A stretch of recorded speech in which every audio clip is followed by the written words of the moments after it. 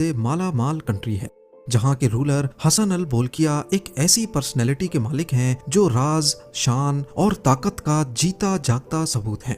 1967 से अभी तक ये ब्रुनाई के तख्त के अकेले मालिक हैं और क्वीन एलिजाबेथ II के इंतकाल के बाद अब वो दुनिया के सबसे ज्यादा अरसे तक हुकूमत करने वाले बादशाह बन चुके हैं।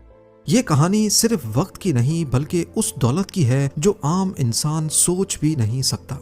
कई इंटरनेशनल सोर्सेज ने रिपोर्ट किया है कि हसन अल बोल्किया की पर्सनल नेटवर्थ $30 बिलियन से भी ज्यादा है और ये बहुत मोहतात अंदाजे हैं। इनकी असल वेल्थ के बारे में अभी तक किसी को इल्म नहीं हो सका। इनकी शान शौकत और लग्जरी लाइफस्टाइल के पीछे ब्रुनाई के तेल और गैस के वो जखीरे हैं जो जमीन के नीचे सोना बनकर छुपे बैठे हैं। हर बैरल तेल और हर कतरा गैस सुल्तान की दौलत में एक और जीरो का इजाफा करता है। पर ब्रुनाई के सुल्तान उन शाही खानदानों में से नहीं हैं जो अपनी दौलत को छुपाते हैं। इनके पास है दुनिया की सबसे बड़ी प्राइवेट कार कलेक्शन, जिसमें हैरत अंगेज तौर पर 7000 गाड़ियां मौजूद हैं। ये कोई आम कलेक्शन नहीं बल्कि इसमें है 600 रोल्स रॉयस, 450 फरारीज और 3880 बेंटले। और इस कलेक्शन का सबसे नया पीस है एक 24 carat gold plated Rolls Royce silver, जिसे Guinness book of world record ने दुनिया की सबसे महंगी गाड़ी के तौर पर दर्ज किया है। एक ऐसी गाड़ी जो ना सिर्फ चमकती है बल्कि सुल्तान के इस महंगे शौक की एक झलक भी दिखाती है। सुल्तान की इस कार कलेक्शन की कीमत अंदाजन $5 अरब के करीब मानी जाती है। जमीनी सवारियों से हटकर आसमान का रुख किया जाए तो उनकी प्राइवेट जेट फ्लीट भी किसी से कम नहीं। एक गोल्ड प्लेटेड बोइंग 747-400 जिसकी कीमत लगभग $40 करोड़ है, मगर सुल्तान इसे जहाज नहीं बल्कि उड़ते हुए महल के तौर पे इस्तेमाल करते हैं। क्रिस्टल शैंडलियर्स, सोने के वॉश बेसिन्स और लग्जरी इंटीरियर पे $12 करोड़ अलग से खर्चा किया गया है।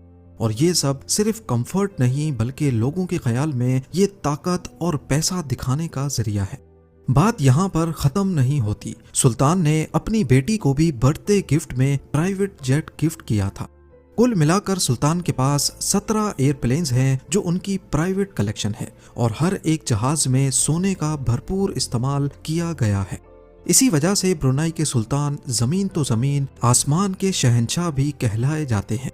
सुल्तान की पर्सनैलिटी के और भी कई दिलचस्प पहलू हैं, जैसा कि वो रॉयल मिलिट्री एकेडमी सैंडहर्स्ट के एक सर्टिफाइड पायलट हैं और अपने पसंदीदा बार्बर को लंदन से ब्रुनाई बुलाकर सिर्फ एक हेयर कट पर $21,000 खर्च करते हैं। ये उनके लग्जरी लाइफस्टाइल का एक छोटा सा नमूना है। सुल्तान एक आर्ट कलेक्टर भी हैं जिन्होंने मशहूर फ्रेंच पेंटर रेनवार की पेंटिंग $7 करोड़ में खरीदी थी। खर्चा करने में ये इतने खुले हाथ के हैं कि 1996 में अपनी 50वीं बर्थडे पार्टी पर इन्होंने एक ही झटके में $3 करोड़ बहा दिए, जिसमें माइकल जैक्सन को परफॉर्मेंस के लिए ही $2.25 करोड़ अदा किए गए। इस दौरान पूरे मुल्क में 2 हफ्ते की छुट्टी मनाई गई और खास इस ओकेजन के लिए पूरा एक नया स्टेडियम बनवाया गया, जिसमें दुनिया भर से 60,000 रॉयल गेस्ट ने शिरकत की। पर असल हैरानी की बात यह थी कि बर्थडे पार्टी में आए रॉयल गेस्ट को असली सोने के मेडल्स दिए गए। महल की बात की जाए तो ये फिलिपिनो आर्किटेक्ट लियांड्रो लॉक्सिन्स ने डिजाइन किया, जबकि इंटीरियर डिजाइन ख्वान च्यू से डिजाइन करवाया गया, जिन्होंने मशहूर जमाना बुर्जुल अरब को भी डिजाइन किया था। 1984 में इस महल की कंस्ट्रक्शन पर $1.5 अरब का खर्चा आया, ठीक उतना ही जितना खर्चा बुर्ज खलीफा की कंस्ट्रक्शन में आया था। ये महल, जिसे नूरुल ईमान कहते हैं, पेरिस के वर्साइल पैलेस से भी 3 गुना बड़ा है। इसमें हैरत अंगेज तौर पर 1788 कमरे, 257 बाथरूम्स, 5000 मेहमानों के लिए बैंक्वेट हॉल, एक मस्जिद, 110 गाड़ियों के लिए गैराज, 200 पोलो पोनीज के लिए एयर कंडीशनड स्टेबल और 5 स्विमिंग पूल्स मौजूद हैं। और सबसे खास बात, इसका डोम 22 कैरेट गोल्ड से बना हुआ है। महल का हर कोना शान और शौकत की दास्तान सुनाता है। सोने और मार्बल के फर्श, दरवाजे और दीवारों पर नक्श निगारी। इस महल में टोटल 550 से भी ज्यादा गोल्ड शैंडलियर्स और 18 एलिवेटर्स मौजूद हैं। कहा जाता है कि सुल्तान का महल महल नहीं बल्कि एक पूरा छोटा शहर है। ये महल, जिसे इस्ताना नूरुल ईमान कहा जाता है, इसमें टोटल 17 फ्लोर्स हैं और इसका total floor area 21 lakh square feet पर फैला हुआ है। अब यहाँ आपके जहन में सवाल आ रहा होगा कि इतने बड़े महल में सुल्तान और उनकी फैमिली एक जगह से दूसरी जगह कैसे जाती है। इस काम के लिए महल में इलेक्ट्रिक गोल्फ कार्ट्स का इस्तेमाल होता है।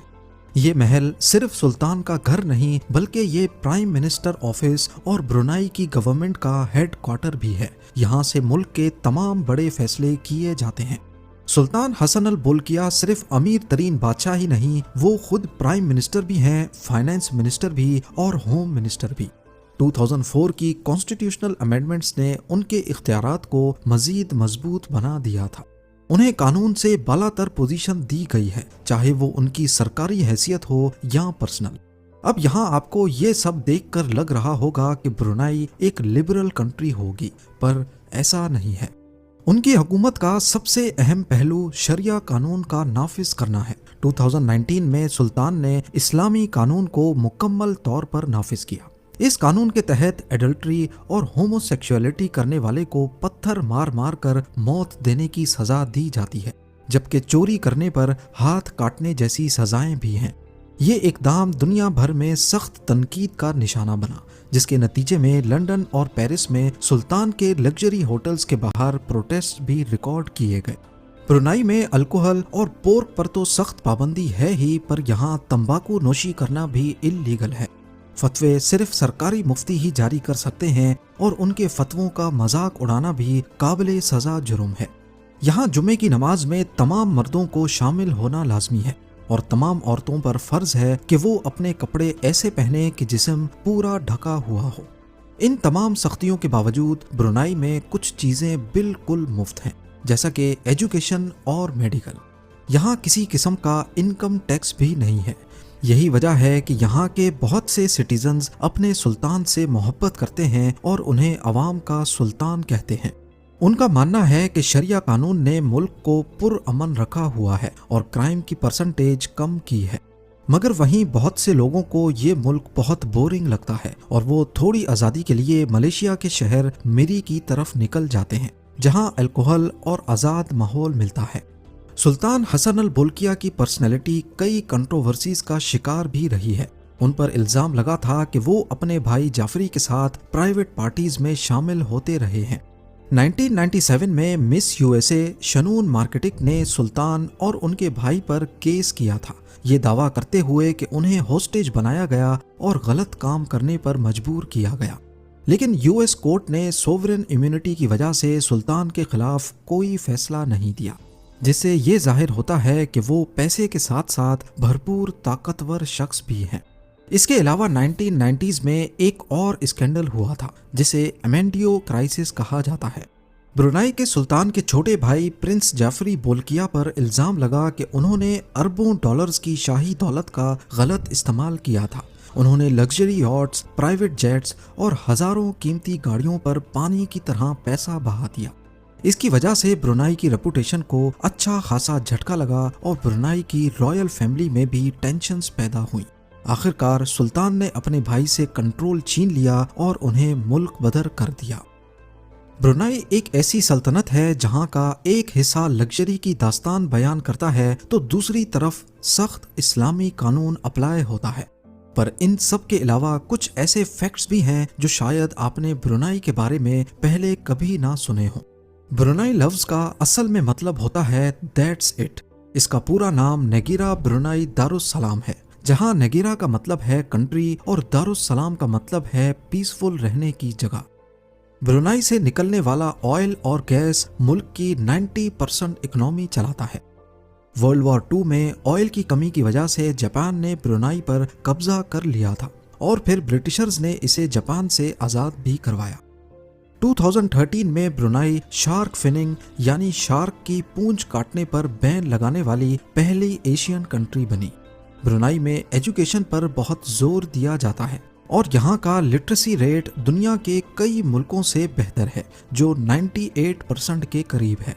यहाँ की करेंसी ब्रुनाई डॉलर्स है, जो सिंगापुर में भी चल सकती है। केम्पोंग अयर, जिसे वेनस ऑफ द ईस्ट भी कहा जाता है, ब्रुनाई रिवर पर पानी के ऊपर बनी एक पुरानी बस्ती है जो ब्रुनाई के कदीम कल्चर की झलक दिखाती है। उम्मीद है जेम टीवी की ये वीडियो भी आप लोग भर